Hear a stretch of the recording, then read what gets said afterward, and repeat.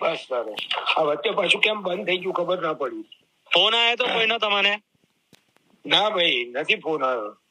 તો ખબર નહીં કેમ થયું એવું. કઈ નહીં, ચાલો કઈ નહીં. અવાજ આવે છે. બસ સરસ આવે છે, સરસ. હા બસ. એટલે સ્મરણ નિકુંજ અને ભાવ નિકુંજમાં જે સ્તોત્રો છે, જુદા જુદા સમયે, જુદી જુદી પરિસ્થિતિઓમાં, જુદા જુદા સ્થળોએ, જુદા જુદા વિષયો પર જે સ્તોત્રોની રચના આપશીએ કરી છે. શ્રી દ્વારકેશાષ્ટકમમાં જેમ કે દાખલા તરીકે પોતાના સેવ્ય શ્રી દ્વારકેશ પ્રભુજી મંગલાચરણના પ્રાતઃસ્મરણના શ્લોકમાં જે 8 સ્વરૂપોનું સ્મરણ કરવામાં આવ્યું છે, એ બધા જ સ્વરૂપો ધારણ કરીને પોતાના સેવ્ય શ્રી દ્વારકેશ પ્રભુજી જે તે લીલા કરી રહ્યા છે, એ જે ભાવ આપણે પ્રગટ કર્યું, ત્યાંથી લઈને શ્રીનાથ વિજ્ઞપ્તિ, શ્રી ગોવર્ધન ધરણ, શ્રી નવનીત પ્રિયાજી, શ્રી મથુરાધીશજી, શ્રી વિઠ્ઠલનાથજી, શ્રી ગોકુળનાથજી, શ્રી ગોકુળ ચંદ્રમાજી, આ બધા જ જે પણ મુખ્ય નિધિ સ્વરૂપો છે, શ્રી લાડીલેશજી, બધા પુની જે તે સ્વરૂપની લીલા ભાવના પ્રગટ કરતી સ્તુતિઓ આપે જે કરી છે. એ ઉપરાંત આપણે પહેલા પણ ચર્ચા કરી ચુક્યા છીએ, સંપ્રદાયમાં કદાચ અત્યાર સુધી કોઈએ નથી કરી એવી શ્રી બલદેવજીની, શ્રી દાઉજીની સ્તુતિ. અને એટલું જ નહીં, શ્રી હળદર સ્તુતિની સાથે સાથે હળદર યુગલ ગીતિકા, શ્રી દાઉજી અને શ્રી રેવતીજી એ યુગલ સ્વરૂપની સ્તુતિ, એ કદાચ સંપ્રદાયમાં સૌથી પહેલી આપે કરી છે. દરેક સ્તોત્રની વિલક્ષણતા, દરેક સ્તોત્રનો છંદ, દરેક સ્તોત્રનું બંધારણ, દરેક સ્તોત્રનું ભાવ ભૂમિકા, કંઈક ને કંઈક વિશેષતા દરેકમાં આપણને દ્રષ્ટિગોચર થાય છે. એટલું જ નહીં, શ્રી યમુનાજી, શ્રી ગિરિરાજજી, શ્રી મહાપ્રભુજી, શ્રી ગુસાઈજી, તૃતીય પુત્ર શ્રી બાલકૃષ્ણજી અને તૃતીય ગુરુની પરંપરામાં અત્યાર સુધીમાં જેટલા પણ એકાયત આચાર્યશ્રીઓ પ્રગટ થયા, એ બધાની સ્તુતિ અલગ અલગ આપે કરી છે. એટલું જ નહીં, જેમ કદાચ શ્રી દાઉજીની સ્તુતિ સંપ્રદાયમાં કરનારા પહેલા છે, એમ શ્રી ગોપીનાથજીની સ્તુતિ કરનારા પણ સંપ્રદાયમાં પહેલા છે. જાણીને આશ્ચર્ય થશે, સ્મરણ નિકુંજમાં એ 2 રચનાઓ છે. જેમ શ્રી ગુસાઈજી અષ્ટપદીની રચના કરી છે, એવી જ રીતે આપશ્રીએ પણ, પૂજ્યપાદ સરકારશ્રીએ પણ 2 અષ્ટપદીઓની રચના કરી છે, અને એ પણ સ્મરણ નિકુંજમાં આપણને પ્રાપ્ત થાય છે. જેટલા સ્તોત્રો પ્રથમ સ્મરણ નિકુંજમાં પ્રગટ થયા અને પછી લગભગ એટલી જ સંખ્યામાં સ્તોત્રો ભાવ નિકુંજમાં પ્રગટ થયા, અને એ સિવાય પણ હજી કેટલાક સ્તોત્રો છે, ખાસી મોટી સંખ્યામાં છે, કે જે હજી પ્રગટ થયા નથી. એટલે સ્મરણ નિકુંજ અને ભાવ નિકુંજમાં જે રચનાઓ, પદ્યાત્મક સ્તોત્રો, સવનો, એ ઉપરાંત પ્રકીર્ણ શ્લોક, પ્રકીર્ણ એટલે પરચુરણ, વિવિધ વિષયો પરના વિવિધ ઘટનાઓનું વર્ણન કરતા જે શ્લોકો એ પણ ભાવ નિકુંજમાં આપવામાં આવેલા છે. આ બધાને જ્યારે સમજવાનો પ્રયત્ન કરીએ છીએ, જ્યારે એનું અવગાહન કરવાનો પ્રયાસ કરીએ છીએ, ત્યારે આપશ્રીની જે હૃદયની ગહનતા છે, ભાવોની પ્રગાઢતા છે, અને વાગપતિના અવર સ્વરૂપ તરીકે શબ્દો પર,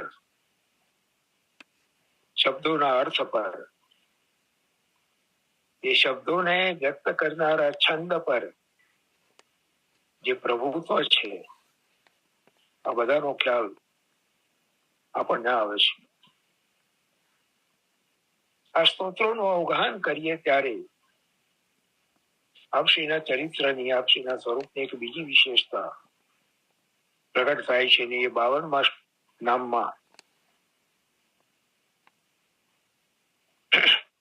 પ્રસ્તુત કરી છે. શ્રી પ્રેમા ભક્તિ પ્લુત હૃદયાય નમઃ. ભલાવસ્થા સ્વરૂપા પ્રેમા ભક્તિ સે પરિપ્લુત હૃદય વાલે. ગયા અઠવાડિયે આપણે પવિત્રતા, પ્રસન્નતા, પ્રસાદ, આ 4 શબ્દોની જે ચર્ચા કરી હતી, ત્યારે એમાં આ 4 અવસ્થાઓની પણ વાત કરી હતી: પ્રેમ, આસક્તિ, વ્યસન અને ફલાવસ્થા. એટલે જે આરંભિક અવસ્થાની જે પ્રેમ ભક્તિ છે એ નહીં, પણ ફલાવસ્થાની જે પ્રેમા ભક્તિ છે, એ પ્રેમા ભક્તિથી જેમનું હૃદય એ પૂરું ભીજાયેલું છે એવા આપશ્રી છે. અને પ્રેમા ભક્તિથી આપશ્રીનું હૃદય ભીજાયેલું છે એ આપશ્રીના સ્તોત્રોને જ્યારે સમજવાનો પ્રયત્ન કરીએ છીએ, ત્યારે એના પરથી આપણને એની અનુભૂતિ સહજ રીતે થઈ શકે છે. એ જ રીતે જેમ સ્તોત્રોના અવગાહનથી આપશ્રીની હૃદયની પ્રેમા ભક્તિથી પરિપ્લુત અવસ્થાના દર્શન થાય છે, એ જ રીતે સ્તોત્રોમાં ક્યાંક ક્યાંક શ્રી સ્તોત્ર વ્યાજેન अंतरानुभूति संकेत प्रदात करे नमः. अपने स्तोत्रों की रस प्रचुर प्रस्तुति के द्वारा अपने अंतःस्थल में अनुभूत लीला प्रसंगों को संकेतित करने वाले પ્રકીર્ણ શ્લોકો જે ભાવનિક કુંજમાં છે, એમાં 2 થી 3 શ્લોકો સ્વામિનીજીને સંબોધેલા નિકુંજ લીલાથી સંબંધિત છે. એને એનું જોરે રસપાન કરીએ ત્યારે એમ લાગે કે એ સ્થળે નિકુંજના ભીતર પોતાના અલૌકિક સ્વરૂપથી આપ વિરાજમાન છે અને એ લીલાને નિહાળીને એનું વર્ણન કરી રહ્યા છે. એ સિવાય પણ ઘણે ઠેકાણે, જેમ કે શ્રી પ્રભુના 4 દિવ્ય આયુધ શંખ, ચક્ર, ગદા અને પદ્મ, એ ચારેની સ્તુતિના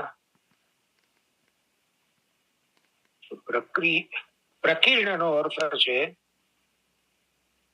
એસોટેડ, જુદા જુદા વિષયો ઉપર રચેલા, એકબીજાથી સંકલિત કે સંબંધિત નહીં, પણ જુદા જુદા વિષયો પર રચેલા શ્લોકો, એ પ્રકીર્ણ શ્લોક છે. બહુ શુદ્ધ ગુજરાતીમાં કહીએ તો પરચુરણ, અલગ અલગ વિષયો પર લખાયેલા છે.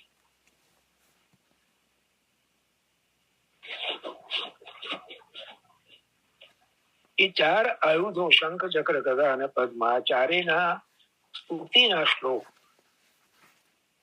સ્મરણ નિકુંજમાં આપેલા છે. આ ચારે શ્લોક કઈ રીતે રચાયા?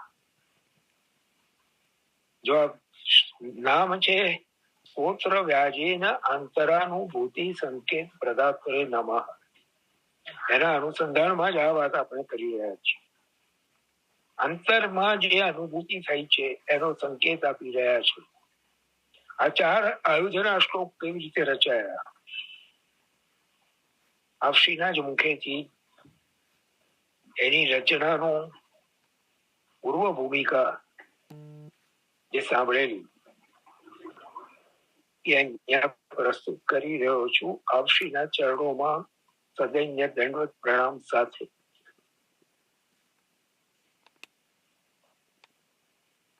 आपसी आज्ञा करी. एक बार हम अहमदाबाद से बड़ौदा आ रहे थे. रात का समय था. एक्सप्रेस वे पर हमारी गाड़ी बड़ौदा की दिशा में दौड़ रही थी और सामने से चार लाइटें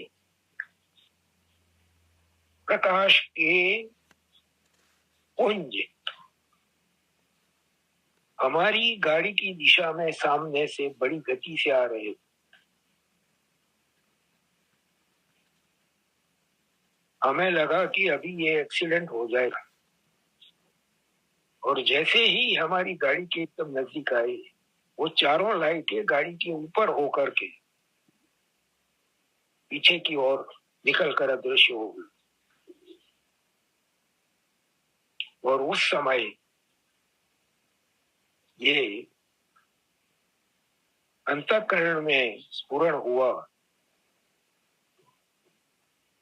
ये चारों आयुध और उन्होंने आज्ञा की कि हमारे विषय में भी कुछ प्रकट करो.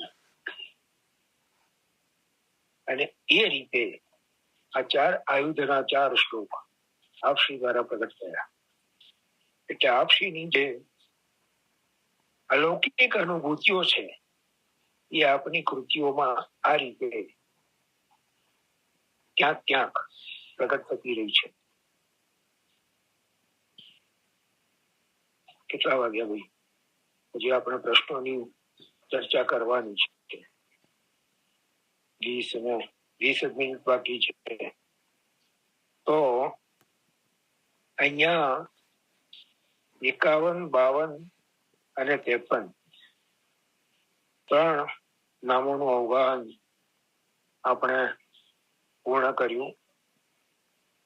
સ્તોત્રોથી સંબંધિત આપણી કૃતિઓથી સંબંધિત આ ત્રણેય નામો છે. એટલે એ ત્રણેયના અવગાહન દ્વારા આપશ્રીની વાણીમાં જે આપશ્રીનું અલૌકિક વાંગ્મય સ્વરૂપ બિરાજે છે એની યથાધિકાર આપશ્રીની કૃપાથી જે પણ ઝાંખી થઈ શકી એ કરવાનો આપણે પ્રયત્ન કરીએ. અને આગળનો ક્રમ આપણે હવે આવતા અઠવાડિયે લઈશું.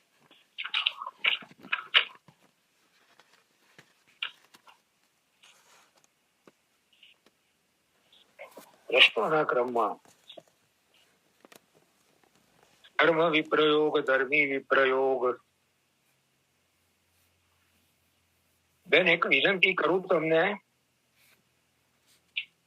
આ તમારો જે પ્રશ્ન છે ને એ મને ટાઈપ કરીને વોટ્સએપ પર મોકલી આપો.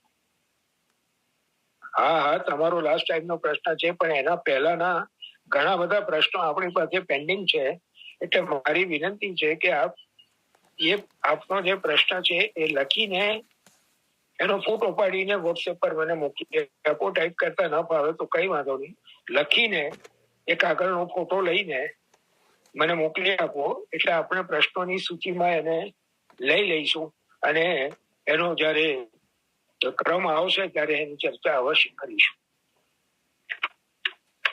જો આ 7મી ફેબ્રુઆરીનો પ્રશ્ન આજે લઈ ગયા છે. એટલે વેઇટિંગ લિસ્ટ લાંબુ છે આપણું, બરાબર છે. 3 મહિના થયા. ગિરીશભાઈ પરીખનો પ્રશ્ન છે, બહુ સુંદર પ્રશ્ન છે. ઘણા બધા વૈષ્ણવોના મનમાં આ પ્રશ્ન થતો હશે, પણ એને વાચા આપી છે ગિરીશભાઈ. આપણા ઘરે જે ચિત્રજી ઠાકોરજી બિરાજે છે એ શ્રીજી બાવાનું મંગલા સ્વરૂપ છે. અને આપણે સેવા તૃતીય ગૃહની શ્રી દ્વારકાધીશ પ્રભુની સેવા પ્રણાલી પ્રમાણે કરીએ છીએ. તો આ બેમાં કોઈ ભેદ છે કે નથી?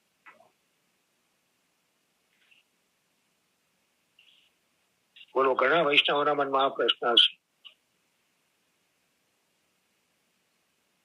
પહેલી વાત એ છે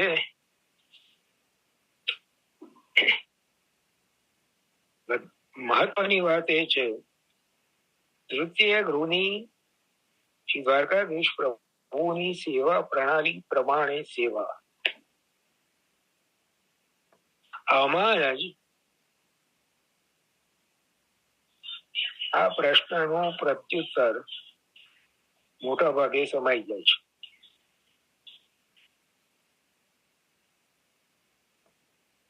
મારા માથે જે બિરાજે છે ગુરુના અનુગ્રહથી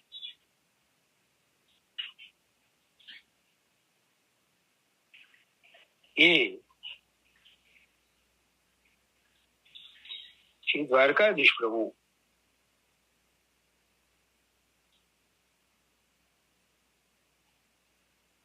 ગુરુદેવના અનુગ્રહથી મારા માટે શ્રી ગોવર્ધન ધરણનું સ્વરૂપ ધારણ કરીને બિરાજે છે.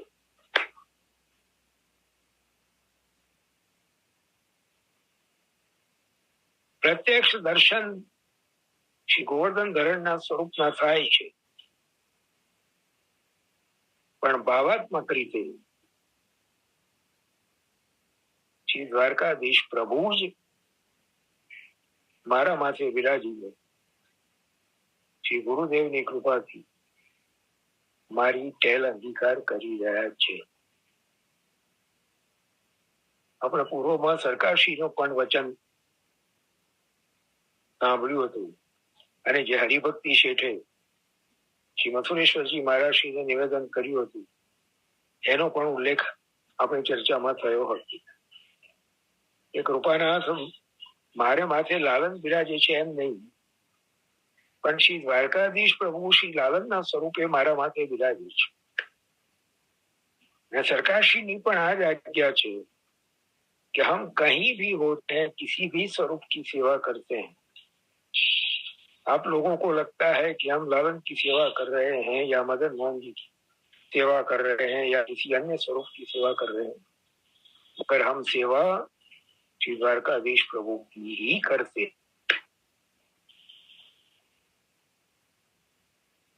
એટલે ગિરીશભાઈ આપણા માથે જે બિરાજે છે એ શ્રી દ્વારકાધીશ પ્રભુ શ્રી ગોવર્ધન ધરણનું સ્વરૂપ ધારણ કરીને આપણા માથે બિરાજે છે. દ્વારકેશ અષ્ટકના પ્રથમ શ્લોકમાં વને ગોપિકા યુથમાકારયંતમ દરિદ્વાર દેશ સ્થિતમ ગોપિકેશ, એ શ્રી ગોવર્ધન ધરણની જે લીલા ને એ જે સ્વરૂપ વનમાં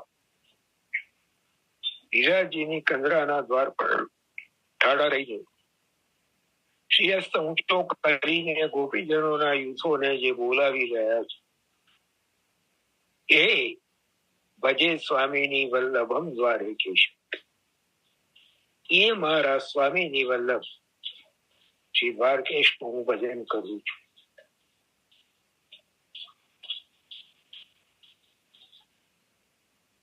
પ્રગટ આપણા માથે બિરાજતું સ્વરૂપ, પ્રગટ કોઈ પણ સ્વરૂપે દર્શન આપતું હોય,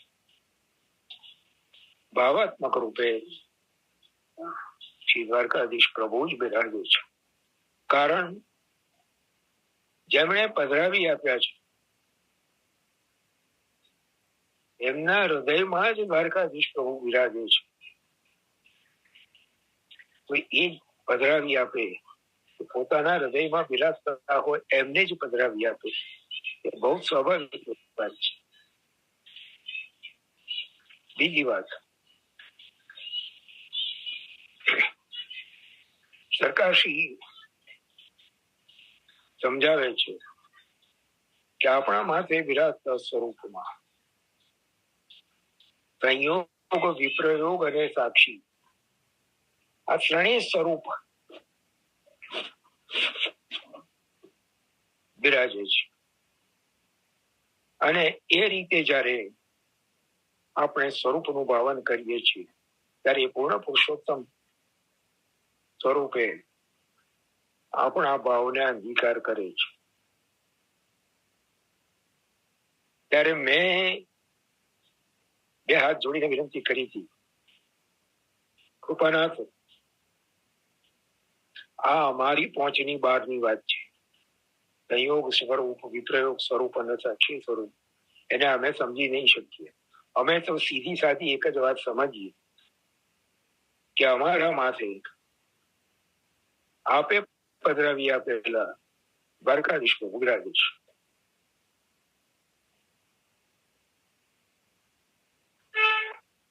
ત્યારે આપે ખૂબ પ્રસન્નતાથી હાસ્યપૂર્વક સંમતિ દર્શાવી હતી કે હા સહી હે.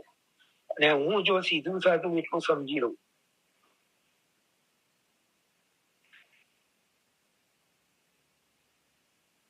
હવે આ બેનનો કોઈ પ્રશ્ન હતો, મને આખો વંચાયો નહીં. એ પહેલા એ સ્ક્રીન ઉપરથી નીકળી ગયો. બ્રહ્મ સંબંધ કોઈએ બીજાએ આપ્યું હોય ને પધરાવે બીજાએ હોય એવું કંઈક હતું, પણ મને સમજાવ્યું નહીં. એ પણ એ બેનને વિનંતી કરું કે જેમ હમણાં પેલા બેનને વિનંતી કરી એવી રીતે એમને પણ વિનંતી કરું, લખીને ફોટો પાડીને મને મોકલી આપજો. એ પણ સમજવા જેવો પ્રશ્ન છે એવું મને લાગે છે, એટલે આપણે એની પણ ચર્ચા અવશ્ય કરીશું. એક વાતમાંથી જે એવું છે કે એક વાતમાંથી કેટલા બધા મુદ્દાઓ પ્રકટ થાય છે. એટલે શું વાત કરતા હતા આપણે?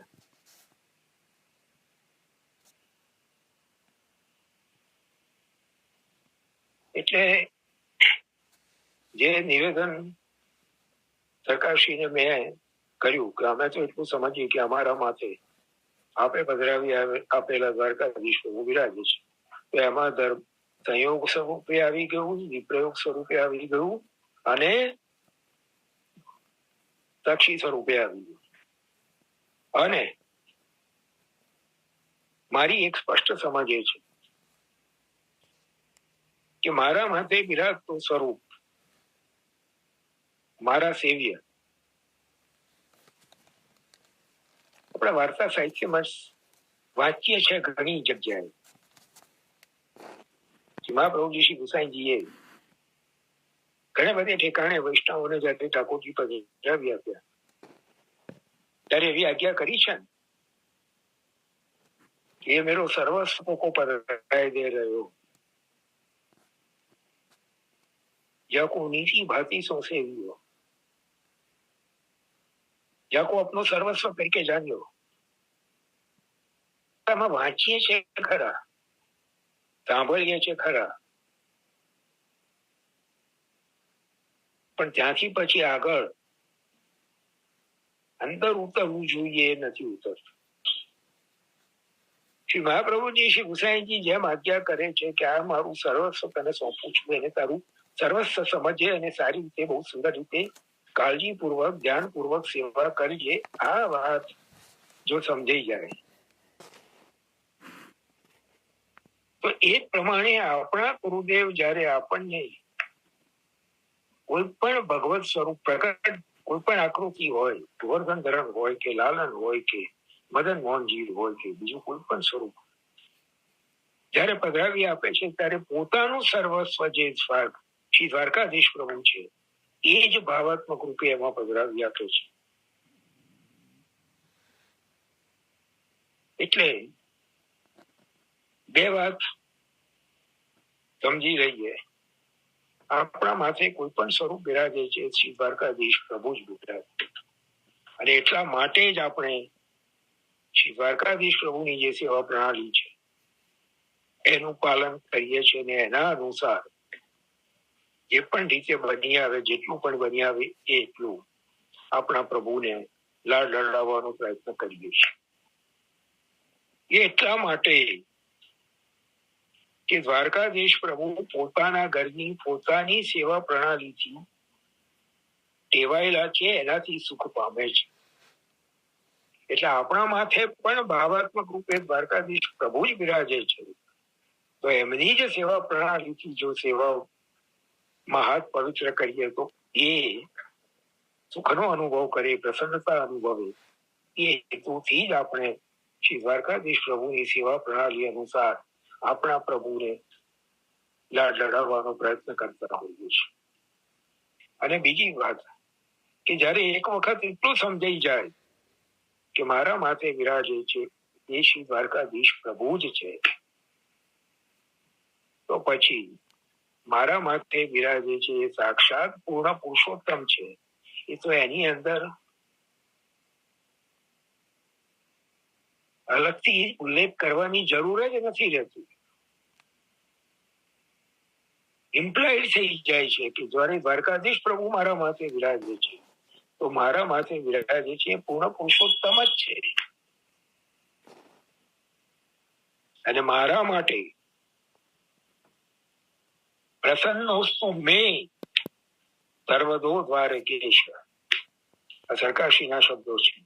મેં સંસ્કૃતમાં અસ્મદ શબ્દનું, અસ્મદ એટલે હું, ચોથી વિભક્તિનું રૂપ પણ મેં થાય અને સાતમી વિભક્તિનું રૂપ પણ મેં થાય. ચોથી વિભક્તિનું રૂપ મેં લઈએ તો પ્રસન્નોસ્તુ મેં સર્વદો દ્વારકેશ જયારે કહીએ ત્યારે મારા દ્વારકેશ મારા પર પ્રસન્ન થાવ. અને સાતમી વિભક્તિનું રૂપ લઈએ, છઠ્ઠી વિભક્તિનું રૂપ થયું મેં એટલે મારા, અને સાતમી વિભક્તિનું રૂપ લઈએ મારામાં, મારા ઉપર. દ્વારકેશ પ્રભુ મારા ઉપર, મારા દ્વારકેશ પ્રભુ મારા ઉપર પ્રસન્ન થાવ. એટલે મારા માથે જે બિરાજે છે એ જ મારા દ્વારકેશ પ્રભુ, એ જ મારા પૂર્ણ પુરુષોત્તમ. કોઈ ભેદ નથી. શ્રી દ્વારકાધીશ પ્રભુની સેવા પ્રણાલી અનુસાર આપણા પ્રભુને સેવીએ ત્યારે એ એટલા માટે જ દ્વારકાધીશ પ્રભુની સેવા પ્રણાલીનું અનુસરણ કરીએ છીએ કે જેથી આપણને અનુસંધાન બન્યું રહે કે જે આ સેવા પ્રણાલી અંગીકાર કરી રહ્યા છે એ દ્વારકેશ પ્રભુ જ છે, બીજું કોઈ નથી. આમાં સંકુચિતતા લાગે, વાડાબંધી લાગે. એક જ સંપ્રદાય છે ને એમાં વળી પાછા આ જુદા જુદા ઘર ને જુદા જુદા, અને શા માટે? એના બહુ ખુલાસા છે.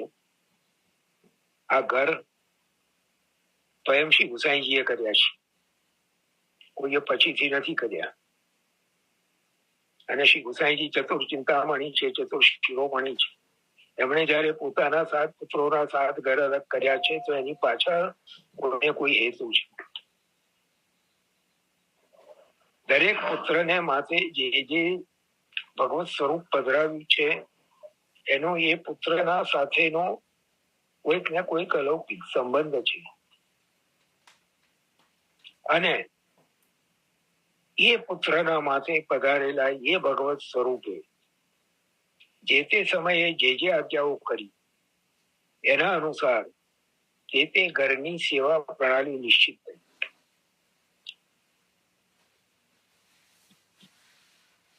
કોઈ મનના તુક્કા નથી. શ્રી મહાપ્રભુજી, શ્રી ગોપીનાથજી, શ્રી ગુસાઈજીના સમય સુધી આખા સંપ્રદાયની સેવા પ્રણાલી માં કોઈ વિશેષતા ભિન્નતા નહોતી.